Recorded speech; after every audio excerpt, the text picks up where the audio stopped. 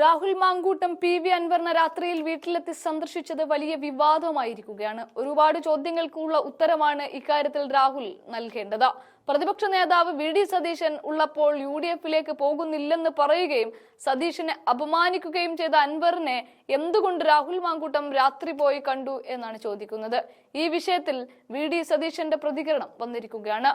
രാഹുൽ മാങ്കൂട്ടത്തിനെ ശാസിക്കുമെന്നാണ് സതീശൻ പറയുന്നത്. രാഹുൽ പോയത് അംഗീകരിക്കുന്നില്ല എന്നും വ്യക്തിപരമെന്നാണ് സന്ദർശനം എന്നും പറയുന്നത് ന്യായീകരിക്കപ്പെടില്ല എന്നും തന്നെ സതീശൻ പറയുന്നുണ്ട്. ആ വീഡിയോ ഒന്ന് കാണാം. UDF നേതൃത്വത്തിൻ്റെയോ കോൺഗ്രസ് നേതൃത്വത്തിൻ്റെയോ അറിവോടുകൂടിയല്ല രാഹുൽ മാങ്കൂട്ടം സന്ദർശിച്ചിട്ടുള്ളത്. കാരണം UDF-ന്റെ തീരുമാനം ഇനിയൊരു ചർച്ചയും അദ്ദേഹമായിട്ട് ഇല്ല എന്നാണ്. കാരണം ഞങ്ങൾ യോഗം ചേർന്ന് ഞങ്ങളുടെ തീരുമാനം ഔദ്യോഗികമായി UDF കൺവീനർ അദ്ദേഹത്തെ അറിയിച്ചു. ഞങ്ങളുടെ സ്ഥാനാർത്ഥിയെ പിന്തുണച്ചാൽ ആലോചിക്കാമെന്ന് പറഞ്ഞു. അദ്ദേഹം പിറ്റേ ദിവസം വന്ന് പഴയത് തന്നെ ആവർത്തിച്ചതുകൊണ്ട് ആ വാതിൽ ഞങ്ങൾ അടച്ചു. ചർച്ചയുടെ വാതിൽ ഞങ്ങൾ അടച്ചു. ഇനി ചർച്ചയില്ല. ഇനി ആരെങ്കിലും ഞങ്ങൾ ആരെയും ചുമതലപ്പെടുത്തിയിട്ടില്ല.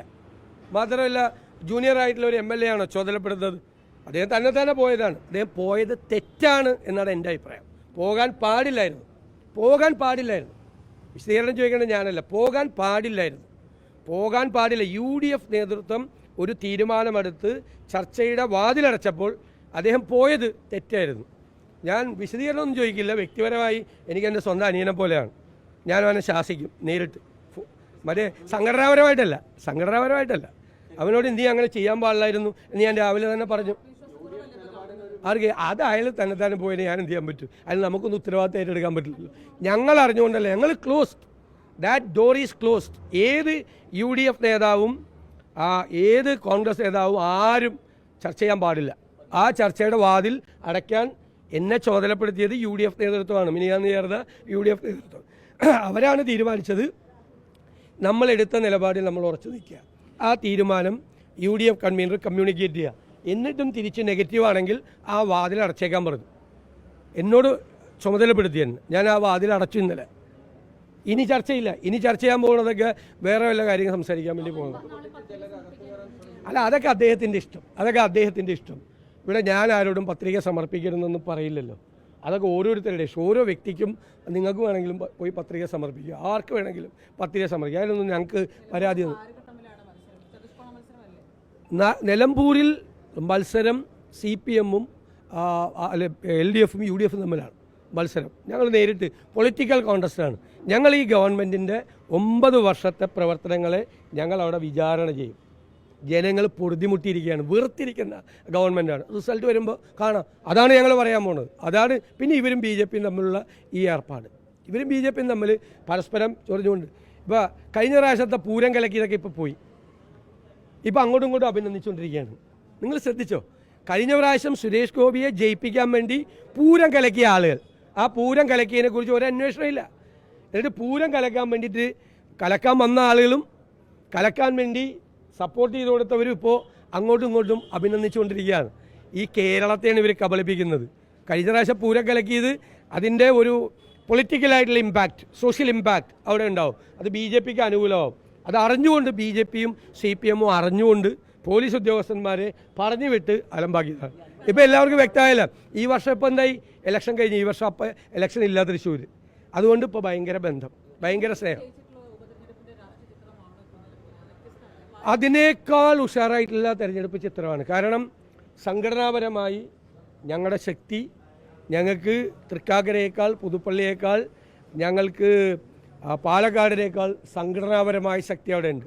ഞാൻ ഈ ഇലക്ഷനിലൊക്കെ സിറ്റിംഗ് സീറ്റ് അല്ലായിരുന്നു. അത് പല കാരണങ്ങളുടെ പുറത്താണ് കഴിഞ്ഞ പ്രാവശ്യം പോയത്. അത് LDF ട്രെൻഡിലാണ്. എന്നിട്ട് എത്രയും ജയിച്ചത്? 2700 വോട്ടിനെ ജയിച്ചത്. ആദ്യം ജയിച്ച വോട്ടിനേക്കാൾ 10,000-ഓളം വോട്ട് കുറവ് വോട്ടിനാണ് കഴിഞ്ഞ പ്രാവശ്യം ജയിച്ചത്. ഭയങ്കരമായ ട്രെൻഡ് കേരളത്തിൽ ഉണ്ടായിരുന്ന സമയത്ത് പോലും 2700 വോട്ടിനും മാത്രമാണ് അവിടെ കഴിഞ്ഞ പ്രാവശ്യം ജയിച്ചത്. അതെല്ലാം മാറി. സംഘടനാപരമായി ഞങ്ങൾ പാലക്കാടിനേക്കാൾ അതിശക്തമാണ്. ഞാനാണല്ലോ ഈ ഇലക്ഷൻ്റെ ഈ മുന്നൊരുക്കങ്ങൾ നടത്താൻ ഇത് കൊടുത്തത്.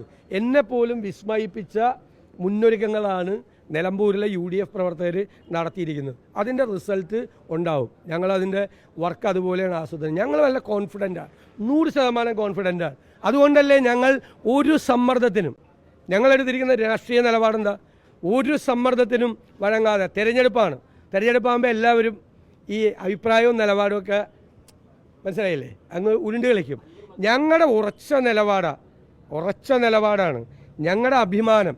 ഞാൻ പറഞ്ഞല്ലോ, UDF എന്ന് പറയുന്നത് കെ കരുണാകരൻ, AK ആൻ്റണി, ഉമ്മൻചാണ്ടി തുടങ്ങിയ പ്രഗത്ഭരായ നേതാക്കൾ, CH മുഹമ്മദ് കോയെ പോലുള്ള ആളുകൾ, പാണക്കാട് തങ്ങന്മാർ, KM Mani, TM Jacob, PJ Joseph, അതുപോലെ ബേബി ജോൺ തുടങ്ങിയ പ്രഗത്ഭരായ നേതാക്കൾ കെട്ടിപ്പടുത്ത വലിയ പ്രസ്ഥാനമാണ് UDF.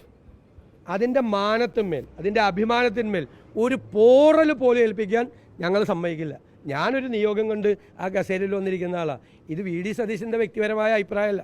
അത് മനസ്സിലായില്ല നിങ്ങൾക്ക്? UDFൻ്റെ ഒറ്റക്കെട്ടായ തീരുമാനമാണ്. അത് പറയാൻ എന്നെ ചുമതലപ്പെടുത്തിയെന്ന് മാത്രമേ ഉള്ളൂ. പറയാൻ ഞാനല്ലേ പറയേണ്ടത്. UDF ചെയർമാൻ എന്ന നിലയിൽ പറയാൻ എന്നെ ചുമതലപ്പെടുത്തി. അത് ഞാൻ പറയുന്നു. അതിൻ്റെ പേരിൽ ഏത് കല്ലേറ് വന്നാലും അതെല്ലാം ഏറ്റുവാങ്ങാൻ എനിക്ക് തയ്യാറാണ്. അതിനൊന്നും എനിക്ക് മറുപടിയില്ല. എന്നെക്കുറിച്ച് പറഞ്ഞ കാര്യങ്ങൾക്കൊന്നും എനിക്കൊരു മറുപടി. ഞങ്ങൾ പൊളിറ്റിക്കലാണ്. ഞങ്ങളുടെ ഒരു വോട്ടും ആര് മത്സരിച്ചാലും പോവില്ല. ഞങ്ങളുടെ പൊളിറ്റിക്കൽ വോട്ടാണ്. രാഷ്ട്രീയമായി ഈ ഗവൺമെൻറ്റിനെ താഴെ ഇറക്കാൻ വേണ്ടിയിട്ടുള്ള 2026 അന്തിമമായ പോരാട്ടത്തിന് ഞങ്ങളുടെ പ്രവർത്തകർ തയ്യാറെടുക്കുമ്പോൾ, ഞങ്ങളുടെ അനുഭാവികൾ തയ്യാറെടുക്കുമ്പോൾ ഞങ്ങളുടെ ഒരു വോട്ട് പോലും ഒരാൾക്കും പോവില്ല. അത് UDF സ്ഥാനാർത്ഥി ആര്യാടെ ഷൗക്കത്തിന് കിട്ടും. ഇതൊക്കെ ഈ ചെറുപ്പക്കാരായ ആളുകൾ അവർ സോഷ്യൽ മീഡിയയിൽ കൂടി അങ്ങോട്ടും ഇങ്ങോട്ടും പറയണതൊക്കെ എന്നോട് നിങ്ങളൊന്ന് ചോദിക്കണമെന്നില്ല. അതിനൊക്കെ മറുപടി പറയേണ്ട ആളാണ് ഞാൻ. നിങ്ങൾ വല്ല പൊളിറ്റിക്കലായിട്ടുള്ള ചോദ്യങ്ങൾ എന്നോട് ചോദിക്കുക, ഞാൻ മറുപടി പറയാം. ഞാൻ ആ സ്ഥാനാർത്ഥിയെക്കുറിച്ച് ഒന്നും ഒരു കമൻറ്റ് പോലും പറഞ്ഞില്ല.